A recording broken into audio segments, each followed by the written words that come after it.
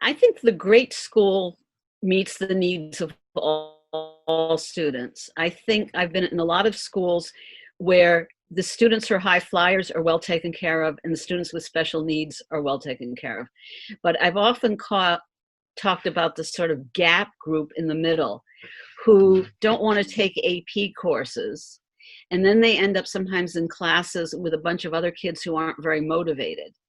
And I think every student has the potential to learn in one way or another. I mean, we've gotten away from hands-on vocational courses. I mean, some of these students would be really good at woodworking and other things. I'm not saying schools should teach that, but help kids to get the training because everybody has the potential. And I think there's a group that gets lost in the middle. So if I'm in a school where every kid can reach their own individual potential, I would call that a great school.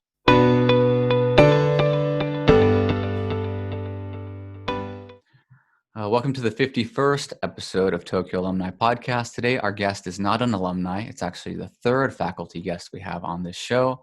She was the former vice principal at the American School in Japan. And before ASIJ, she lived in the United States, France, Netherlands, and Hong Kong. And ASIJ was her third international school.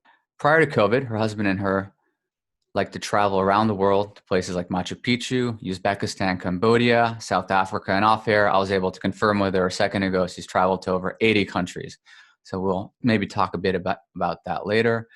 She retired, sort of, in quotes, from ASIJ in 2013 because within half a year, she was back at work again at the American International School of Rotterdam, first as Interim Secondary Principal, then as Admissions Director. At AISR, it was an IB school, which is very different from the AP school ASIJ was. And again, that's something we can discuss a bit later. And she retired again, and again in quotes, sort of, in 2016, because she continues to work in other ways, which we'll talk about. After 4 decades in schools, she finds it now being difficult not being among students.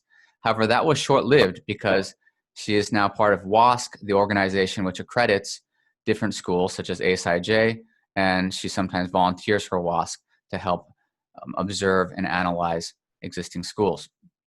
Since being back to Europe, she has been on WASC teams in Sweden, Italy, Spain, Israel, South Africa, and Qatar.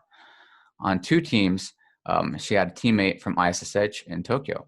She loves connecting with people. She is our guest for our 51st episode on Tokyo Alumni Podcast. Welcome, Mrs. Kroonenberg. Hi, Nick. Good to be with you today. So today we're going to talk a bit about your time at ASIJ, a very extensive background with international schools, over 40 years in Asia, and just many, many countries you visited as a member of WASC. We'll talk a bit about your time at ASIJ. A common question that came up was about uniform policies. We'll delve into that a bit deeper later. And finally, if time allows, we'll talk a bit about travel, as well as the 2 most prominent types of international education today, the IB, the International Baccalaureate. Am I saying that right? Baccalaureate. Baccalaureate versus the AP. So let's jump right into sort of the early days. You graduated with a French language and literature major from Northwestern. I was curious, what pushed you towards becoming an educator? I think I started school when I was 2 years old. I went to preschool. I always liked school. I think I was fairly good academically. I wasn't excellent, but I liked classes. I also liked all the co-curriculars. I was involved in a lot of things, and it just seemed a natural. There's nobody in my family who was a teacher in education, but it just seemed weird after university not to be in a school. And where did you teach first?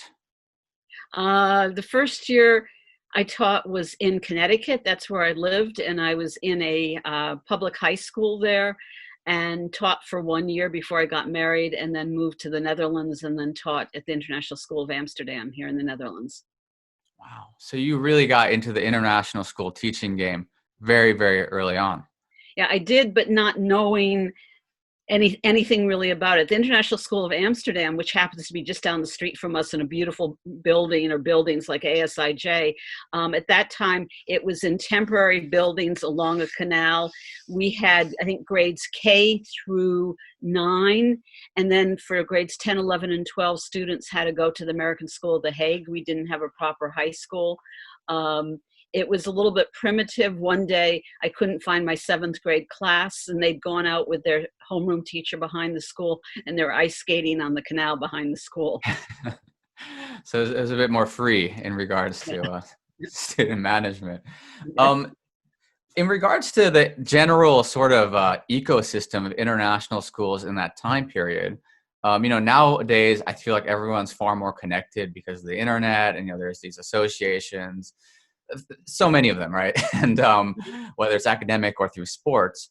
Back then, were the international schools a bit more insulated? In the Netherlands, since we didn't have a high school, I don't remember any connections with other schools, and there weren't a lot of international schools at that time. I mean, Netherlands isn't a very large country. We have about 17 or 18 million people, but only the main cities had schools, not that many. You come to ASIJ, I'm sorry if I don't have the exact year right, it was in 1996, and you stay all the way to 2013, so almost a 2-decade stint there.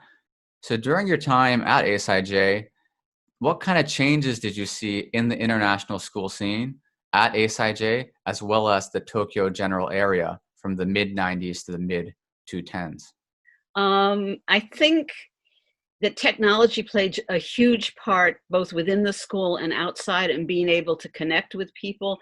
And so, especially if you were going to do sports throughout the, in the Far East, or if you were going to do Model UN or something like that, the connections were so much easier than they'd been before. And people either relied on a telephone or on writing a letter. So it was much easier to do things over those days, in addition to really helping inside the school on the curriculum. So when you say it became easier, are you saying that within the Tokyo schools there was more collaboration, or are you saying it was also at an international level, like ASIJ? I know now ASIJ's soccer team goes to Las Vegas, which I'm quite envious of, because we never made it to Vegas.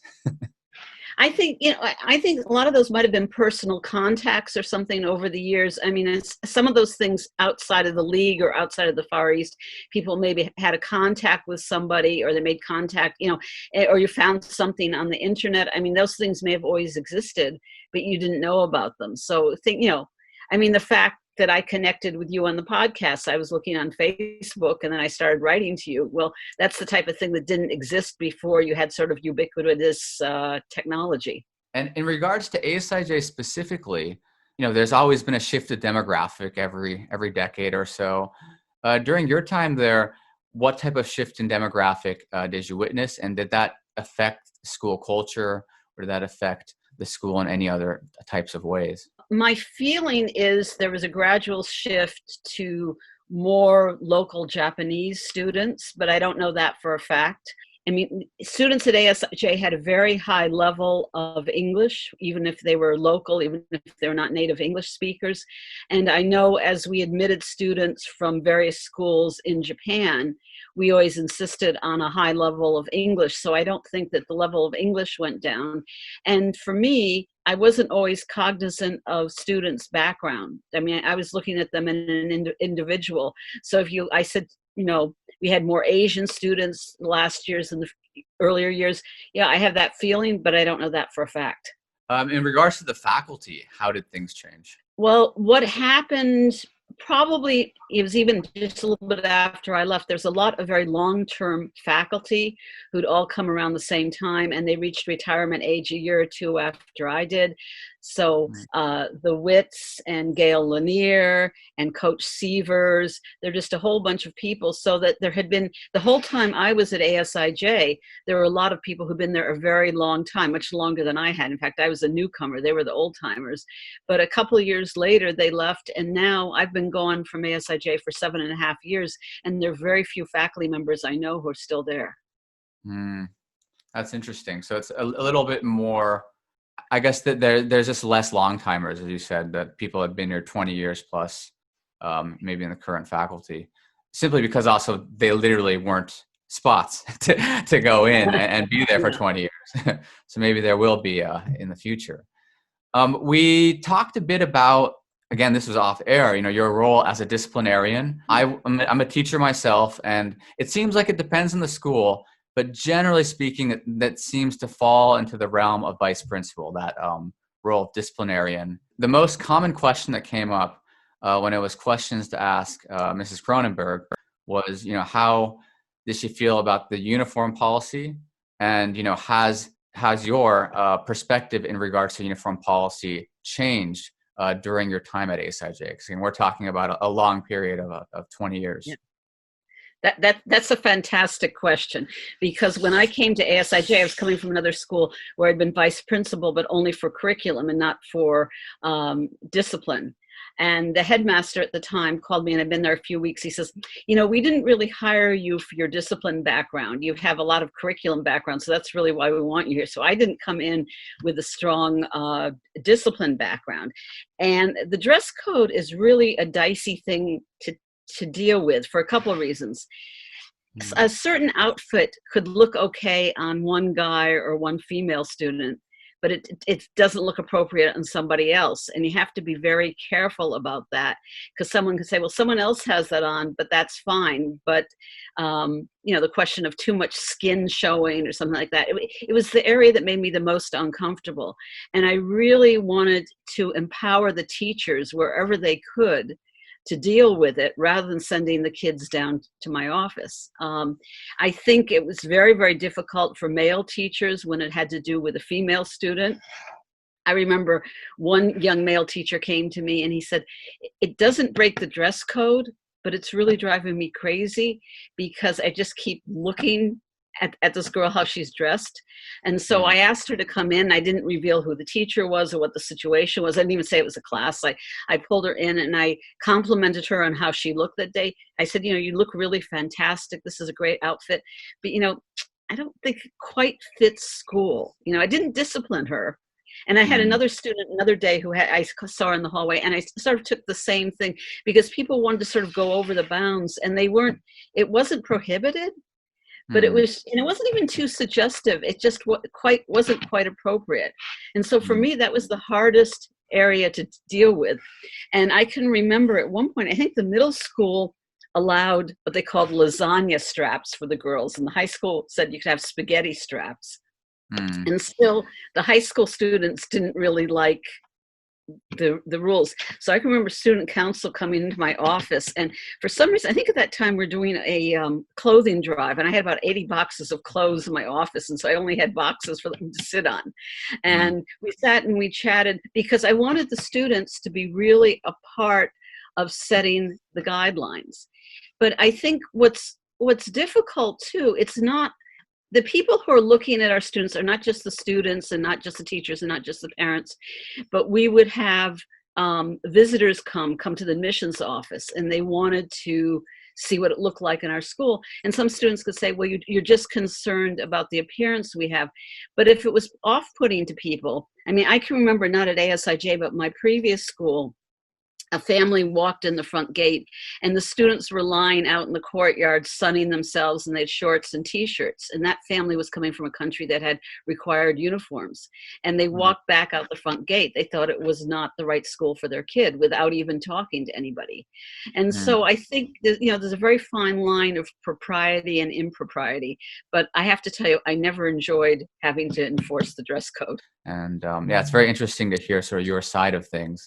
Of that it wasn't something that you took pleasure in, that it was a very tough position to be in. As a disciplinarian, another sort of question that came up was, I know you didn't want to mention any specific names, but were there any sort of students that when you think of your tenure back at ASIJ that really sort of you think back about, and maybe they had disciplinary issues, but they kind of also it comes with like a joyous memory because of maybe like they were sort of like rascals. They weren't very nefarious in regards to their misdemeanors. There are a number of students, more male than female, and again, you say not very nefarious, they weren't. But I can remember one student, after he graduated, he came back to me at graduation and he gave me a big hug, and he said he appreciated what I'd done for him in high school, and that was really touching.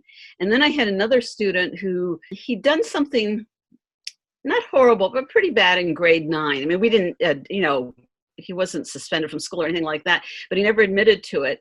And he was in and out of my office grades 9 through 11. In grade 12, he stood outside my office and he said, yes, I did that in grade 9. I admit to that. And he also said, I'm not going to misbehave this year, and I'm not coming over the threshold to your office. I'll stay on the outside of the threshold and talk to you across the threshold. Or, when we rebuilt the building, also my window was right on the outside. People would knock on my window and talk to me there.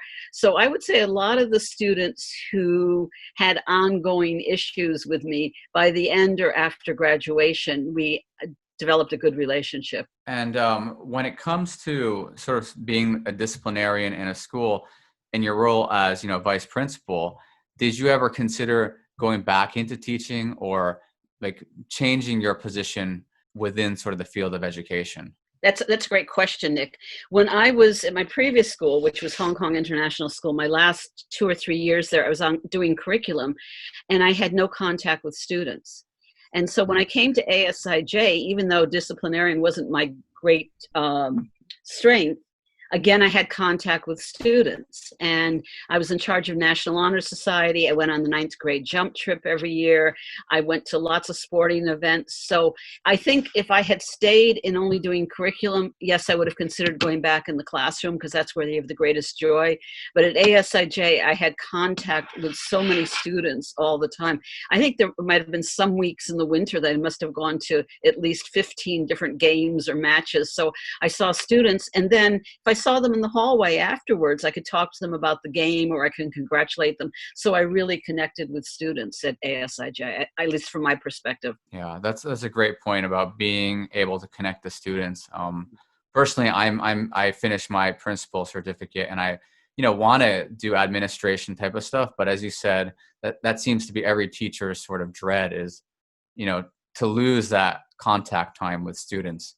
And it's almost like an oxymoron, because it's like I became a teacher to deal with students, and then now I'm going to pull away. But that's really encouraging to hear that even in the administrative position, when done right, you can still contact students regularly. Well, I think, maybe I'm sort of giving advice to you and to me at the same time.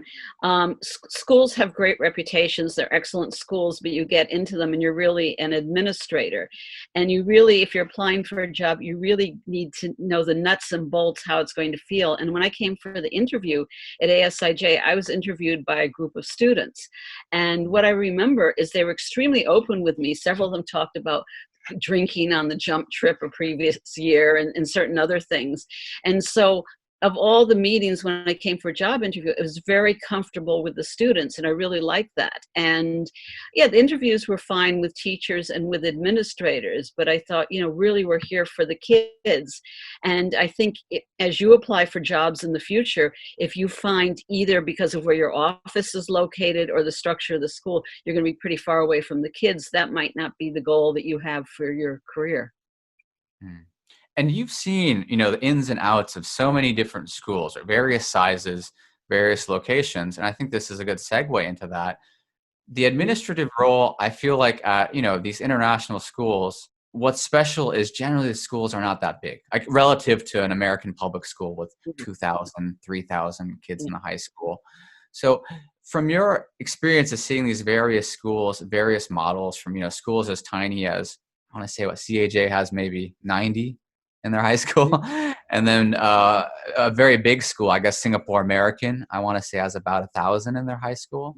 What would you say has been sort of the most surprising when it comes to your various WASC visits, as well as just visiting maybe on a friendly occasion these various international schools when it comes to the size of a school? Were there any schools that were so small, but you thought that, that smallness was a strength? Or were there any schools that you saw were bigger than ASIJ, which again, there's not that many, right? Maybe Singapore American, Hong Kong International. And did you find that to be more of a strength, or did you find it more of a weakness? I think you have both sides of the coin with big and small. I think the smallest school I ever visited, and the school is now much bigger now, but the American International School of Guangzhou in China, when I went there, they were in a hotel. And I think there were maybe 6 classes. I think there was probably or maybe 7, maybe K through 6, and they were each in a hotel room. Most of the teachers lived in the hotel. Most of the families lived in the hotel. PE was in on the hotel tennis court. They had lunch in the cafe in the hotel. So you walk into a situation like that, and you think you don't see great facilities or anything like that. But there was fantastic learning going on. And you could see it right away when you came into the classroom of seeing the kids and the teachers interact. So it has nothing to do, with the facilities. A lot of schools have a lot of money. That doesn't ensure great teaching. It could be because they have the money for hire teachers. The school I worked at in Rotterdam, we had about 200 students from age 3 to 18. Plus we had a child care there. And what was fantastic the high school, we had 30 or 40 kids, but I interacted with kids all over the school. I interacted even with the 3-year-olds. They'd walk by and they'd wave to me and stuff. And so there was really a family feeling there. So I think the most important thing for any school, and when I go on a WASC team too, is are kids learning? Are they able to maximize their own potential, whether they're a high flyer or whether they have special needs or whether they're English as a second language? That's the most important in any school, whether it's international or a public school or a private school. That story about the school and a hotel, that is incredibly intriguing. I've never heard of a school like that. Well, there's just a very small community there. I think it might have been set up by the American consulate. Now the American school in Guangzhou has 2 campuses. It has a very modern school, but that's how schools start out. Hong Kong International School started out in 1966 in an apartment. Wow. And I think they started out with maybe 10 students, and now they've got 4 huge buildings and 2 campuses. So often it's either parents or an embassy or a consulate says, hey, we don't have an appropriate school here and we need to start a school. And so it was really very grassroots in the beginning. As a WASC member, so for those who aren't familiar with WASC, you guys go, from school to school and accredit or renew an accreditation of, various schools. ASIJ falls in the umbrella. My current employer, actually Korea International School, Jeju falls in that umbrella. My very first job too in Bahrain, we had people come by, and it was very nerve-wracking because the school was on probation. So I was wondering, from your experience, do schools, and we still got the renew again on probation. Does it actually ever, but that sort of made me think about the question, is there ever a scenario where schools actually don't get the renewal at all? Okay, well, let me tell you a little bit how it works. The team that comes in doesn't make the decision. The team that comes in makes a recommendation to the organization in California, and they could overturn what we've said. I don't think I've ever been on a team that has, said don't renew. I think I've been on a couple that are on probation, and probation actually is a positive in the sense that it pushes the school to make the improvements they need to make. And usually it's not an overall thing. There's 1 or 2 areas that they really need to be working on. But as accreditations through WASC and other organizations have evolved over the years, the focus is really on learning. It used to be on a lot of other things. It's focused on learning, and also that the school sets up their own pathway. We don't come in and say you have to do this, this, and this. We reaffirm what they've said. If there's an area that they haven't seen, we will talk with them even before we write the report and say, this is an area, this is going to go into the report. We don't want any surprises on this. But usually if a school does a good job on their what's called their self-study, then there shouldn't be any surprises coming from the visiting team. And when you got involved with WASC now, you said, they needed people even, post-retirement, these teams. How do they decide these groups of 5, or I'm sure it depends on the school size? Do they make sure you guys are from a diverse background, or who exactly assigns these teams? That is the fantastic question. Perfect. Years ago, a school might say, okay, we're really having a problem in our science program. We really would love somebody on the team with science background.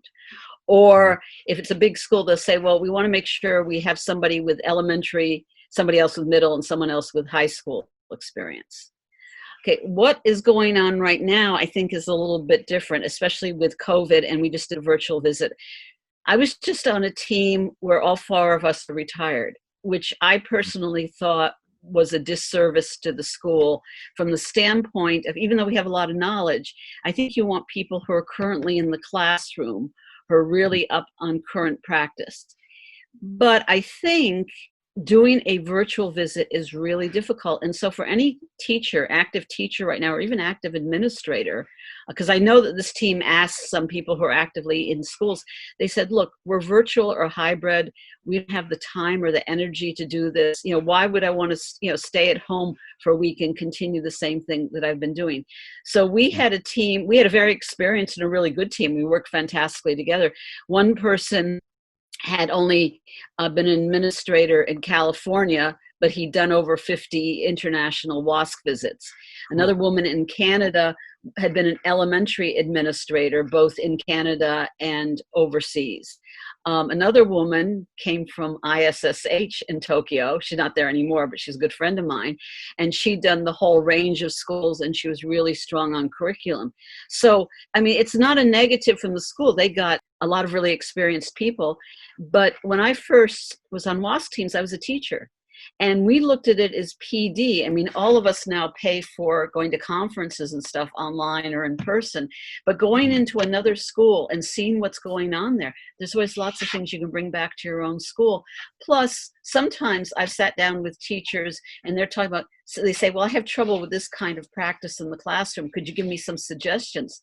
That's not really the role of WASC, but if you become comfortable with the people, they want to sit down and they want to talk about curriculum and lesson plans and things like that. That's really intriguing that at a certain point in time, there were teachers going on these WASC visits as part of PD. Would you say that is currently much less frequent in comparison to before? I'd say certainly with COVID right now.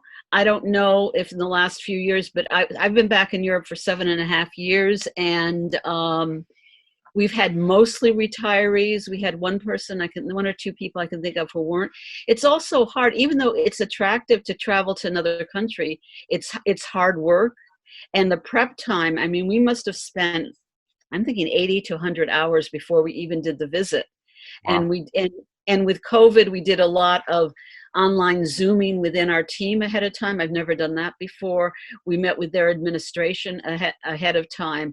And so I think teachers are so burdened right now with their teaching that it's not looked at a pleasure to sit at home and to do a WASC visit. American School in Japan, AP, St. Mary's, IB, ISSH is, I want to say AP, Seisen, IB. AP. In the international school world, for the listeners who are not familiar, although most of the listeners are related to international schools, so they probably know, those are the two major modalities of education, right? It's IB versus AP. You mentioned, in your biography, how you spent most of your career in AP, but towards the tail end of your career, you switched over to IB.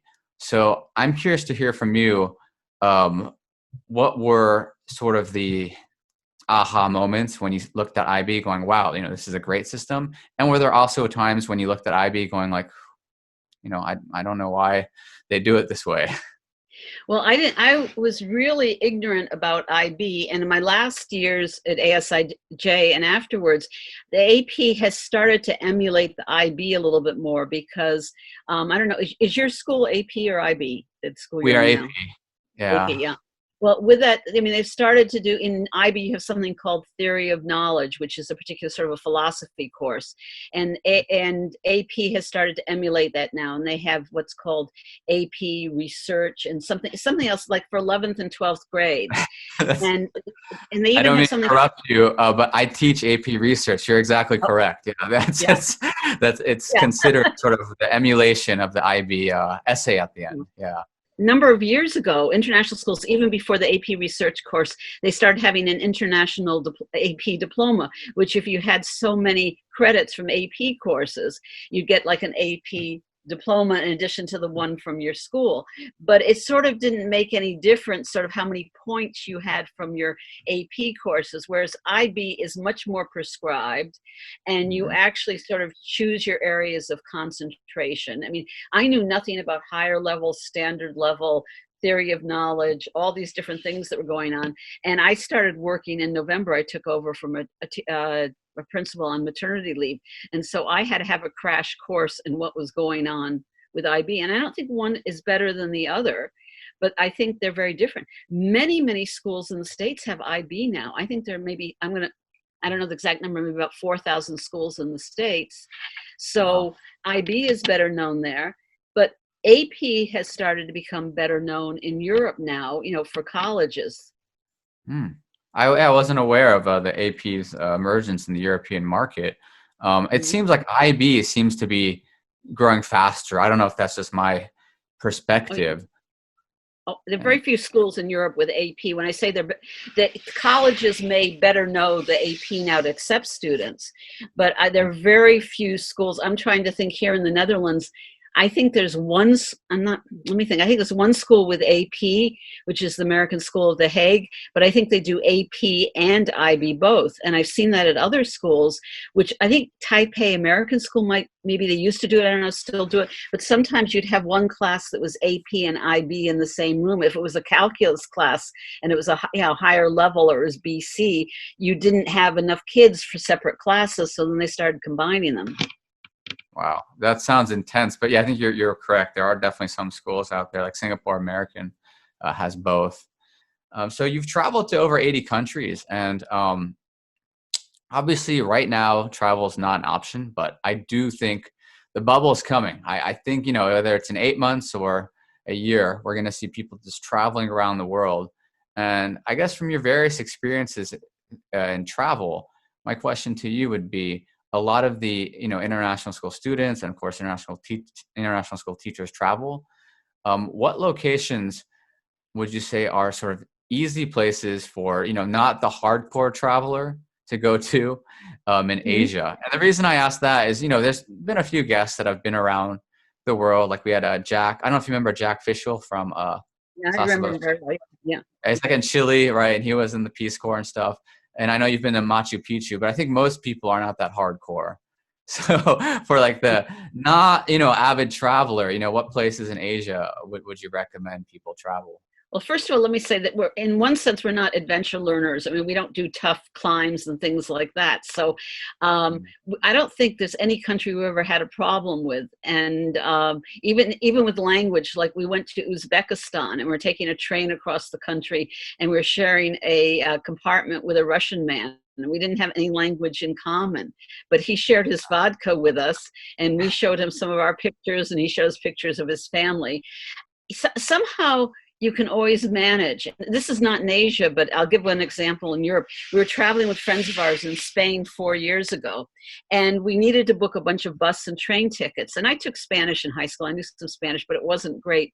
And I had a whole table and a grid of everything that we needed to book and what day and stuff. And so I go up to the guy at the counter, and it was about 7 p.m. Fortunately, there was no one else there. And I said to him in Spanish, sir, do you speak English? And he said, no. And I gave him a big smile and I said, bueno, good. And then I showed him our thing and I knew enough Spanish to get by. And we spent about an hour with him. And he even drew us a map of Madrid train station because you have to run from one part of the station to the other. And so I think if you're prepared, we're not always prepared ahead of time, but if there's going to be a difficult connection or something like that, you prepare ahead of time. But a lot of places we've gone, like, we've gone to Cambodia. I'm just trying to think of all the places we've gone to. People are really nice and they want to help. I was thinking of one place we went to, we were in Moldova. Moldova is in Europe. It's near Romania. And I think they have about 2 tourists a year. And so we get there and we didn't have a map or anything. And we're in the hotel and we said, could we have a map, please? And their response was, well, we once had one, but we don't have one anymore. We said, okay. Okay. And it was a little bit before, being able to look on Google Maps or something. So then we said, well, could we get a tour guide? We don't like having tour guides, but we thought, could we get a tour guide? She said, sure. We come down at 2:00, and she said, he can't do it today. We said, okay, do you have any other ideas? She said, well, I'm studying tourism, and my professor would be happy to take you around. So he spoke fluent English. He wanted to charge us $10 for the day. We gave him $20 and took him out to dinner. We were having trouble getting around because the street names weren't what we thought they should be. Well, the city had just renamed all the streets from Russian names to, I don't know, some other names. His father had been the one who'd renamed all the streets. So he knew all the names. So we just fell into that. So that happens. I don't think any place have we ever felt we've had a negative experience. We just fall into good experiences. Yeah, it's crazy to hear, like with the travel, it's definitely evolved, right? As you said, there weren't Google Maps back then. And now it seems like it's much easier with our cell phones. And I actually have one final question for you as our time sort of runs up here is, and I don't mean to get too philosophical, but what is a great school versus a good school? I think the great school meets the needs of all students. I think I've been in a lot of schools where the students who are high flyers are well taken care of, and the students with special needs are well taken care of. But I've often talked about this sort of gap group in the middle who don't want to take AP courses. And then they end up sometimes in classes with a bunch of other kids who aren't very motivated. And I think every student has the potential to learn in one way or another. I mean, we've gotten away from hands-on vocational courses. I mean, some of these students would be really good at woodworking and other things. I'm not saying schools should teach that, but help kids to get the training, because everybody has the potential. And I think there's a group gets lost in the middle. So if I'm in a school where every kid can reach their own individual potential, I would call that a great school. That's an excellent point. That we seem to care a lot about the high flyers, and we have all these, coaches now. I don't mean to deviate from the question at hand, but I'm sure you've seen that increase. I'm not saying anything bad about it. I'm just saying there's a lot of coaches comparatively to when I started teaching, as well as when I, as a student. But you said that there seems to be this big group in the middle that sometimes goes unnoticed. On that note, at the end of the podcast, I like to have the guest tell us what is coming up in their lives in the next few years, the next few decades, if they are that ambitious. And the floor is yours. Oh, that's a good question, because I'm older, so I sort of look year to year at this point, and not decade to decade. I'm involved in some volunteer organizations, and one of them is a face-to-face expat help desk. And we were in the immigration department. People would come to us, and then, of course, in March, that sort of fell apart. So for 9 months, we've been answering emails, which is not very satisfying. And just in the past week, we tried Google Meet, and that didn't work for us. So tomorrow we're going on Zoom. And I know that I have several clients on Zoom tomorrow. And we've been working in isolation without a partner. And starting tomorrow, we're going to have one of our colleagues with us, so that the two of us are working with a client. So I live mostly in the Dutch community, so I really like being with the international community. So, in the short term, I'm looking at this being a positive. Last week, I worked with a new colleague from Iran. I worked with one from Italy. My new colleague from tomorrow is from China. I've been on the help desk for a few years, but they're all brand new to it. So like being in an international school, I like that, going forward, with that. I do a bunch of editing. I hope that travel comes back again. I don't know if it'll come back to the same level. I think in the Netherlands, I'm sort of laughing. I would say we have a good train system, but it's not like Japan. Their idea of a high-speed train here is a non-stop train. But we've taken it on to be an adventure. Sometimes you can buy a ticket for a whole day for 20 euros, which is like about $20 US. And so one time we traveled for 19 hours throughout the Netherlands just for the fun of doing that. Yeah. So I mean, the other thing I really miss besides travel right now are museums, because I have a really cheap card to get into museums. And so I'd go into someplace like the Rijksmuseum where there are lots of Rembrandts and things like that. I go in for a half hour and then leave and come back another day. So it's sort of the lack of mobility at this point. So I'm looking forward to that. I live in front of a bus station. I want to just jump on a bus and go to the airport, go to the train station, go to Amsterdam. So I'm looking a little more short term than long term. Is Tokyo on your upcoming location list at all? I don't know. I don't know whether we'll get back to Asia or not. At this point, I feel it's really confining to be in a plane. I think the mistake we ever made in Japan is we didn't travel a lot in Japan because it was really expensive. Whereas if you come in as an outsider, then you can get a JR pass. And so I really regret, I mean, we traveled in Japan before we moved there, but we didn't do as much travel as I would have liked to have done. And, there are probably a couple countries like Laos that we've never been to. In sort of Central Asia, I would love to go to Azerbaijan and Armenia. That was our plan for this past summer. Of course, those two countries are fighting right now, so that's probably not ideal to go to either of those countries. That's true. There's some skirmishes at the borders, or so I read. I think half a year ago. But I would love anything new, and I think that the way that we keep things new right now is we'll watch travel programs. Or my husband was laughing at me. He said, "What are you ordering online?" I said, "Well, I'm missing furikake and pickled daikon and things like that, and there are a whole bunch of Japanese stores in Amsterdam, so I needed to get my Japanese food fix." Oh, you do need that furikake, yeah. We've got some here too, although Korea is a little closer than the Netherlands. But it's been great catching up, especially getting advice from you. Definitely means a lot. Someone who's seen the ins and outs, the ugly and the beautiful of these various international schools. Yeah, I look forward to having you on again, maybe in a few years from now. Hopefully we look back at, this COVID time as just a dark history that we can forget. Well, thank you, Nick. It's really been fun catching up with you.